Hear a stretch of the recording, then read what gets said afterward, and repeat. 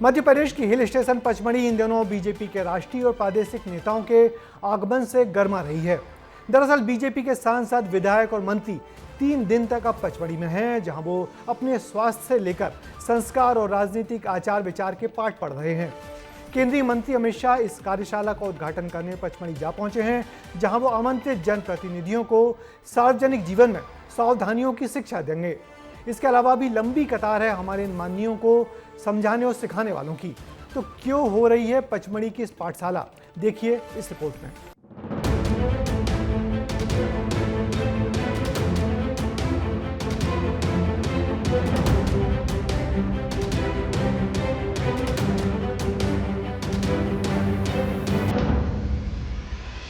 एक के बाद एक जाते ही विधायक मंत्री उस सभागृह में जा रहे हैं जहां केंद्रीय गृह मंत्री अमित शाह और सीएम डॉक्टर मोहन यादव पाठशाला लगा रहे हैं।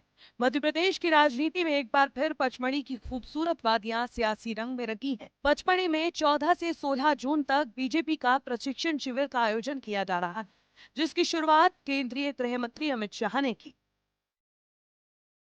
समाज के बीच में जाकर कैसे समाज के साथ में अपनी सहभागिता जोड़ना, राज्य सरकार की, केंद्र सरकार की जो प्रभावी जनहितैषी कल्याणकारी योजना है, उन योजनाओं को क्रियान्वित करने में जनप्रतिनिधियों की सर्वाधिक सक्रिय महत्वपूर्ण भूमिका होती है।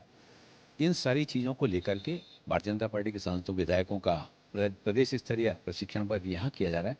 आगे चलकर इसको संभागीय और जिला स्तर पर किया। इस 3 दिवसीय शिविर में मध्य प्रदेश के सभी 201 विधायक, सांसद और मंत्री शामिल होंगे, जिसमें 165 विधायक, 29 लोकसभा सांसद और 7 राज्यसभा सांसद शामिल।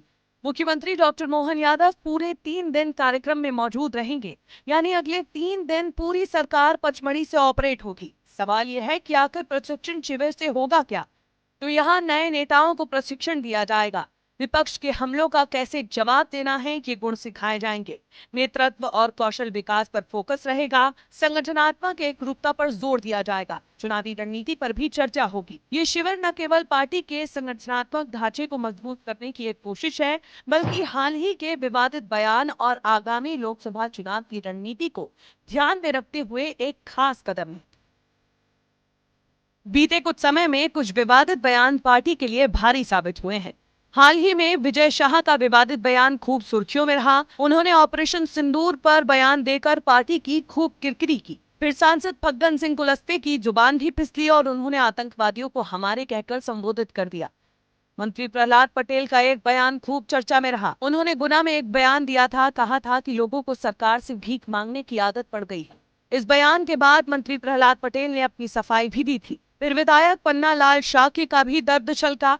उन्होंने कहा कि इलेक्टेड की कोई सुन नहीं रहा है, यहाँ सिलेक्टेड हावी है। इन बयानों ने पार्टी की छवि को जितना नुकसान पहुंचाया, उतना ही विपक्ष को हमलावर बनने का एक खास मौका भी दिया।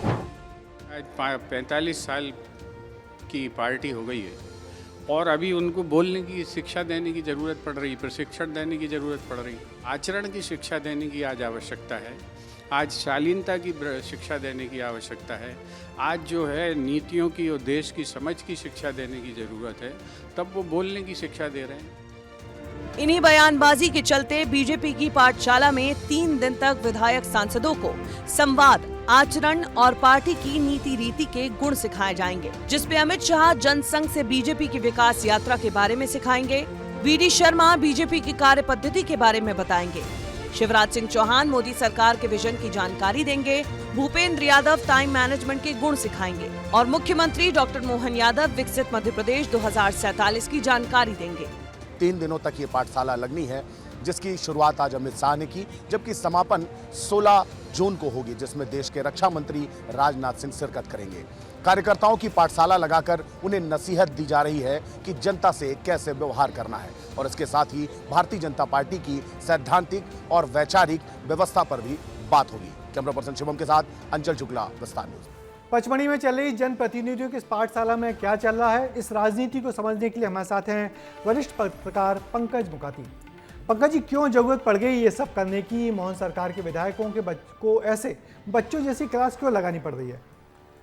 देखिए, भारतीय जनता पार्टी में इस तरह की पाठशालाएं लगती रहती है, लेकिन अभी सरकार बने कुछ ही दिन हुए, 18 महीने ही गुजरे हैं और मध्य प्रदेश में इसकी ज़रूरत सबसे ज़्यादा दिखाई दे रही है, क्योंकि हम पिछले कुछ दिनों का मध्य प्रदेश का अगर ट्रैक रिकॉर्ड देखें तो भारतीय जनता पार्टी के मंत्री, विधायक और उनके बेटे सब मिलकर बुरी तरह से अनुशासनहीनता दिखा रहे हैं। सड़कों पर एक तरह से उनका वो दिखाई दे रहा है, अनुशासनहीन तरीका, बातचीत का तरीका, लोगों के साथ व्यवहार, ये सब बदलाव दिख रहा है। और भारतीय जनता पार्टी इस बारे में ये महसूस करती होगी कि मध्य प्रदेश को प्रशिक्षण की बेहद ज़रूरत है, उसके सांसदों, विधायकों और मंत्रियों को बहुत सुधार की ज़रूरत है। इसलिए इस तरह के प्रशिक्षण लगाए गए हैं और लगता है कि मध्य प्रदेश इसकी सबसे ज़रूरत, सबसे ज़रूरी जगह बन गया है। हाँ बिल्कुल, क्योंकि छत्तीसगढ़ के बाद अब मध्य प्रदेश में ऐसी पाठशालाएं शुरू हुई, मगर ऐसे प्रशिक्षण से आपको क्या लगता है कुछ फर्क पड़ेगा? इन लोगों का व्यवहार, हमारे माननीयों का व्यवहार ठीक होगा या कुछ भ्रष्टाचार कम होगा? क्या उम्मीद करें?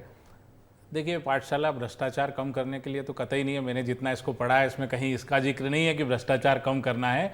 ये पाठशाला केवल व्यवहार को ठीक करने, ताकि आम जनता के बीच हम दिखें ठीक, हम दिखें एकदम मतलब ठीक ठाक दिखें, हमें ऐसा नहीं लगे कि लोग समझें कि आप किस तरह के जाहिल बातें कर रहे हैं। लेकिन इस पाठशाला से क्या असर पड़ेगा बिल्कुल नहीं कहा जा सकता, क्योंकि हम जिनको ट्रेनिंग दे रहे हैं वो किसी स्कूल के बच्चे नहीं हैं, वो लंबे समय से मंत्री हैं, विधायक हैं और लंबे समय से सत्ता में हैं। ऐसे लोगों को ट्रेन करना बहुत मुश्किल है। एक कहावत है कि प्राइमरी के बच्चों को तो सिखाया जा सकता है, लेकिन जो पीएचडी हासिल कर चुके हों उनको फिर जीरो से कैसे पढ़ाया जाएगा? तो मंत्री विधायक तो पीएचडी धारी हैं, इनको कैसे कोई सिखाएगा? और ये क्या इस पाठशाला से सीखेंगे? मुझे नहीं लगता कि इस पाठशाला से कोई बहुत असर पड़ेगा, या बहुत लंबा असर होगा। इस पूरे मसले पर लेते हैं अब हमारा एक्सपर्ट कमेंट। राजनीतिक दलों में प्रशिक्षण देने की परंपरा हमेशा से रही है। ऐसे में बीजेपी का प्रतिनिधियों को प्रशिक्षण देना कोई नई बात नहीं है। उम्मीद है इस पाठशाला के पाठ हमारे माननीय जल्दी भूलेंगे नहीं।